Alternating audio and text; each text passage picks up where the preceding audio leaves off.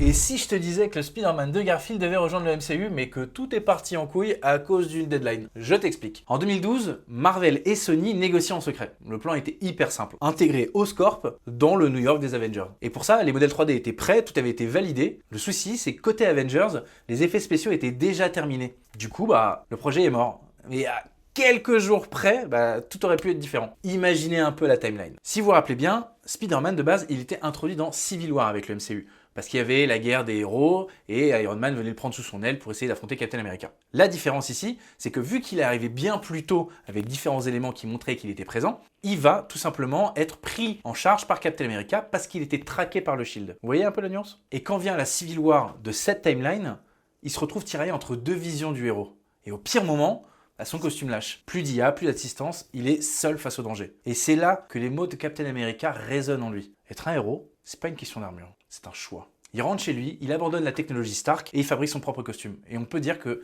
c'est là que naît le vrai Spider-Man. Mais du coup, cette version de Spider-Man de MCU, elle est beaucoup plus sombre que celle de Tom Holland. Il est hanté par la mort de Gwen Stacy et ça va le guider dans toutes ses décisions. Et ça va partir hyper loin parce qu'on avait carrément prévu d'adapter la saga du clone, là où Miles Warren, le chacal, vient cloner Peter Parker et on est à un point où on sait plus qui est le vrai, qui est le faux. Il y a aussi un moment où, accessoirement, il va ressusciter sa meuf morte. Autant vous dire que le mec, il pète un câble. Quand Infinity War arrive, c'est plus du tout la même chose. Il a pas la même psychologie, le personnage.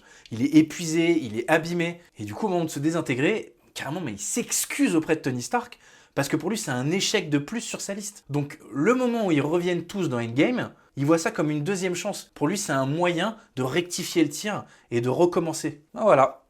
En fait, le problème dans tout ça, c'est que ce Spider-Man-là, on le verra juste pas, quoi. Et vous savez ce qui me fait le plus mal? C'est que je l'aime bien. Dites-moi lequel des deux vous préférez dans les commentaires. Et puis, en attendant la prochaine vidéo, restez geek.